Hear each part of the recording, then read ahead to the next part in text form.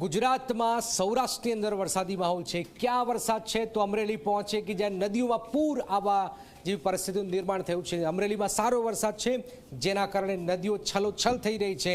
અમરેલીમાં સતત વરસાદી માહોલ છે, જેના કારણે આપ જોઈ રહ્યા છો કે અમરેલી નદીઓમાં આપ ખાંભાના તાતણિયા ગામની નદી છે કે જ્યાં સ્થાનિક નદીમાં પૂર આવ્યું છે। નદી બે કાંઠે વહેતી હોય તેવા દ્રશ્યો છે। નદીના કાંઠે આવેલા પ્રખ્યાત ખોડિયાર મંદિર જળમગ્ન થયું છે।